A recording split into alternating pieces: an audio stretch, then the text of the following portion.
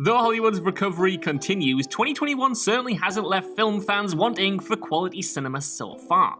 From balmy comedies to kaleidoscopic horror films, ridiculous action flicks to Oscar-winning dramas and everything else in between, we have been spoiled for choice, but which have been the best so far? I'm Josh from WhatCulture.com, and these are the 20 best movies of 2021 so far. Number 20, Army of the Dead. There have been a lot of big, dumb action movies this year. I mean, Godzilla vs. Kong just missed off this list, so consider this an honorable mention for that as well. But Zack Snyder's Army of the Dead might just be the biggest and dumbest and also best. A return to form after a stint in superhero movies, Snyder taps into the seemingly unlimited resources and freedom that comes with working with Netflix to deliver this balls-to-the-wall zombie heist movie. With a stellar ensemble cast, Tig Notaro being a particular highlight, which is crazy considering that she wasn't even originally in the movie, Army of the Dead brings the action and charm, even if it does take itself a bit too seriously at times, and of course, is way longer than it needs to be. Number 19, Nobody. The success of John Wick is sure to result in numerous actors getting their own slick, badass assassin vehicles, but did anyone expect Better Call Saul star Bob Odenkirk to end up leading one? Odenkirk is nevertheless perfectly cast as a former CIA assassin, now eking out a quiet, mediocre life with his family until his cover is blown and he's forced to dust off his special set of skills. While it doesn't have too much to offer in the story stakes, Nobody is all about the action, and delivers creatively brutal set pieces in spades. Odenkirk ingeniously exploits his unassuming exterior, but also clearly invested the time necessary to convince as a one-man wrecking crew. If you're craving lean, efficient action thrills, then you can't do much better than this 92-minute flick. Number 18, Oxygen. Alexandra Aja returns with this ludicrously entertaining one-woman show in which Elizabeth awakens inside a cryogenic medical pod with no memory of how she got there and must find a way out before she runs out of oxygen, hence the title. Making a movie with only one major on-screen character is extremely difficult, in fact made all the more challenging by the ultra-confined setting, requiring the director to get creative with how he portrays Elizabeth's claustrophobic predicament. It might try a little too hard to get one over on audiences later on in the story, but if you're willing to surrender yourself to this balmy thrill ride, then there's a lot to enjoy here. Number 17, The Courier. A classy, nimbly crafted, good old-fashioned historical spy film, The Courier isn't a mile-a-minute thrill fest, but it's a consistently compelling espionage flick topped by one of Benedict Cumberbatch's strongest performances. With its uncommon restraint and deference towards historical fact over frothy revisionism, Dominic Cooke's film is exactly the sort of tight professional thriller that we just don't see enough of these days. Again, it's not the most exciting film in the world, but dads everywhere will absolutely love it, trust me. Number 16, A Quiet Place Part 2. A Quiet Place Part 2 may lack a little of the original's conceptual freshness, but it's still an impressively taut, skillfully directed horror thriller. It's a relatively by-the-book script, elevated considerably by strong work from Millicent Simmons and Cillian Murphy. It's not too much of a spoiler to say that this is very clearly the middle entry in a trilogy, and concludes with a threequel setup at the end, but contained within its snappy runtime is an elegant slice of genre fare and one well worth watching on the big screen if you're able to and of course comfortable with it. Number 15, I Care a Lot. After treading water for many years following the success of 2014's Gone Girl, Rosamund Pike is back with another killer performance in Jay Blakeson's surprisingly strong black comedy, I Care a Lot. As a court-appointed legal guardian who uses her government-sponsored powers to defraud the elderly and infirm out of their homes and money, Pike is exceptionally well cast. Though slick and cutesy, there's a very real critique of society's treatment of the elderly at the film's core as well. Best embodied by the primary object of Grayson's scheme, a surprisingly spiky woman played with tremendous relish by Diane Wyest. For a good time, you could do much, much worse. Number 14, The Mauritanian. Though it didn't quite live up to all of the pre-release awards hype, Kevin McDonald's new legal drama The Mauritanian was nothing if not an exemplary acting showcase for Jodie Foster and Tahar Rahim. Rahim is astoundingly good in his portrayal of Mahamadou Ould Slahi, a Mauritanian man who was held in Guantanamo Bay for 14 years without charge for alleged terrorism offences. As his hotshot no bullcrap lawyer Nancy Hollander, Foster is almost equally terrific, manning the righteous outrage of Slahi's case for every dramatic drop it's worth. Much like The Courier, The Mauritanian is a laudably pared-down drama which doesn't feel the need to constantly ham up the true story, deciding instead to paint a compelling picture of Slahi as a man who stood firm against horrifying indignity. Number 13, In the Earth. Filmed over the course of just 15 days last summer in the height of the pandemic, Ben Wheatley's new horror film In the Earth has obvious parallels with the present global situation, but steers it in a unique enough direction to not feel like an exploitative cash-in. In a world where a deadly virus has wiped out most of the population, a scientist journeys through a forest to reach a research site, though finds far more than he bargained for in said forest. This is definitely a film best seen with as little knowledge as possible, because Wheatley darts around in so many unexpected and exciting directions that even watching the trailer will probably clue you in too much. Know simply that it's Wheatley's most persuasive film project in years, arguably since his 2011 barn burner Kill List, aided by the efforts of a skilled cast, gorgeous cinematography, and disorientating sound design. Number 12, Pieces of a Woman.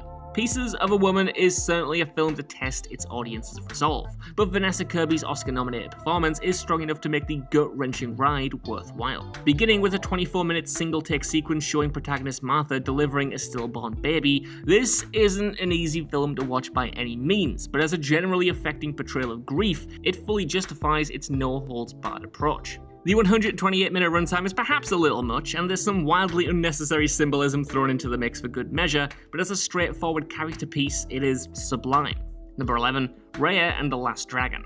Though it doesn't quite reach classic status in the pantheon of Disney animation, Raya and the Last Dragon is another visually stunning effort buffed by its slick action, excellent vocal performances, and memorable characters. While not straying far from the well-regimented formula of the modern-day Disney animated film, it's got a great, optimistic message about trust and unity while adding yet another appealing Disney princess to the company's ever-diversifying lineup. With a stronger script, it certainly had the potential to be an all-timer Disney joint, so we'll have to settle for pretty damn good instead. Fingers crossed this one ends up with a sequel. Number 10, The White Tiger.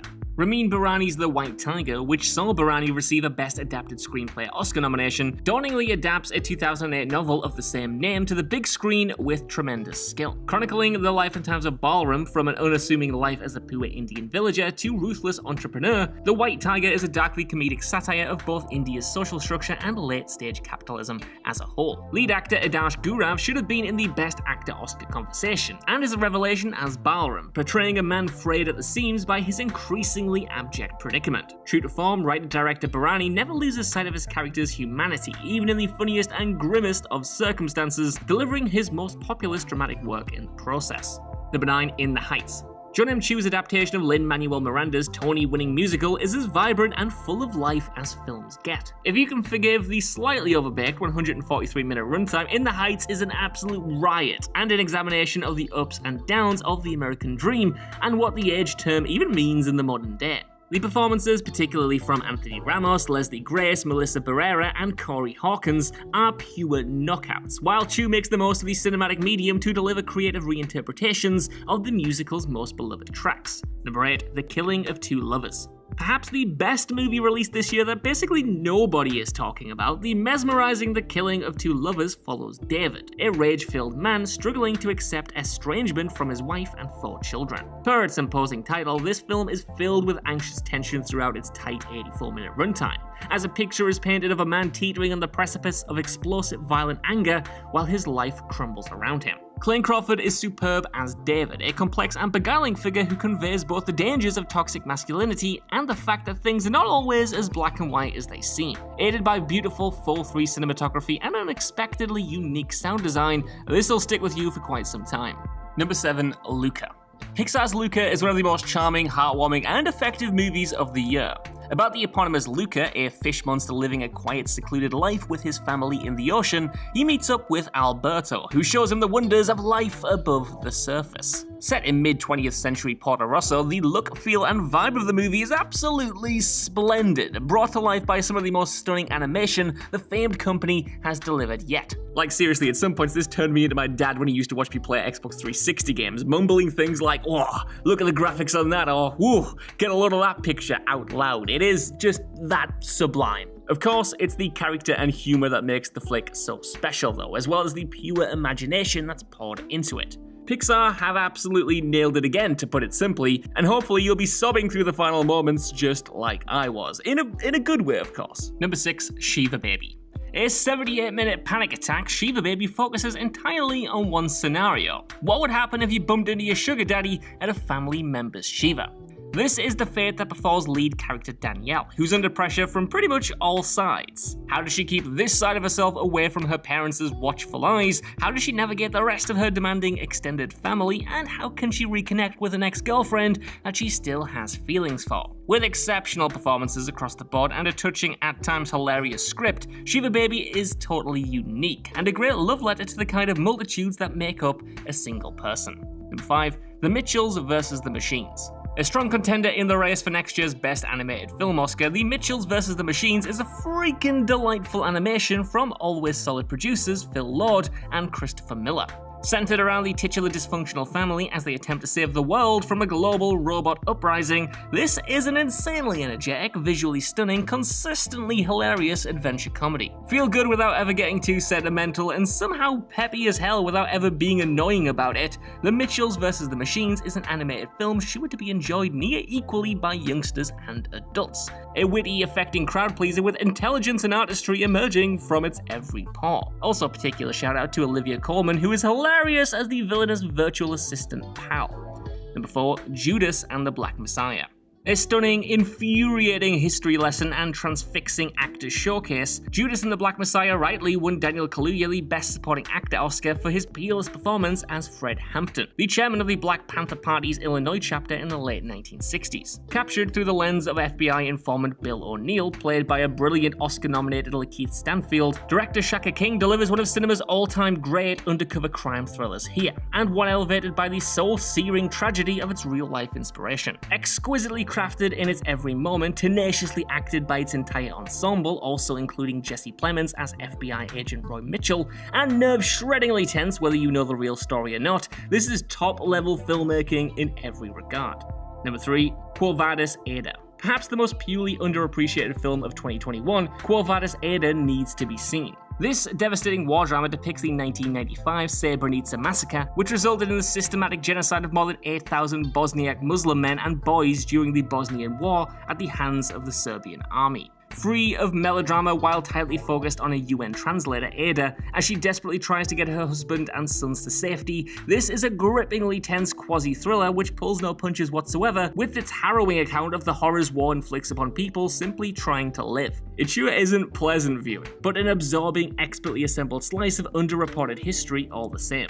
Number 2, Bo Burnham Inside. Though the online debate continues to rage about whether or not Bo Burnham's pandemic-era performance piece Inside is truly a film or not, there is a little denying it's the strongest piece of in-quarantine art produced yet. Filmed at Burnham's home without the assistance of a crew or the presence of an audience, the film, and yes, it is a film alright, melds stand-up comedy with narrative monologues, songs, documentary, and meta-commentary to deliver one of the most brilliantly bewildering creative feats of the year. Burnham's relatable anxieties about the mental toll of the pandemic is one thing, but Inside isn't a mere exercise in miserableism. Humanity leaks from its every pore. It's so easy to get pandemic art wrong, and even easier for well-off celebrities to fail to connect with the real plight of normal people. But Inside is insanely relatable and poignant, and at least to me, a vitally powerful piece to help process everything that we've been through and continue to go through. As a testament to what a sufficiently creative person can do if left on their own with a few cameras, lights, musical instruments, and a laptop,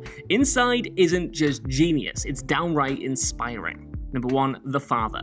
Anthony Hopkins' Best Actor Oscar win may have been mired in unfortunate controversy, by no fault of the man himself of course, but there's no arguing with the worthiness of his haunting all-timer performance in The Father. As a man struggling with fast-progressing dementia, Hopkins has somehow never been better, rendering a fully drawn character in all of his tragedy, bitterness, and occasional charm. Adapting his own acclaimed play to the screen, director Florian Zeller toys with the cinematic form in some clever and creative ways to repeatedly throw viewers off and allow them to enter the headspace of a man to whom reality is becoming incoherent. It sure isn't pleasant viewing, but Hopkins' performance in particular is destined to endure as one of cinema's eternal greats. So that's our list. Want to know what you guys think down in the comments below. These are the 20 best movies of the year so far in our opinion, but do you agree with it? And are there any good ones that we've left off here? And more importantly, which ones are you looking forward to in the second half of the year? I know, Dune's gonna be good, isn't it? Anyway, while you're down there, could you please give us a like, share, subscribe, and head over to whatculture.com for more lists and news like this every single day.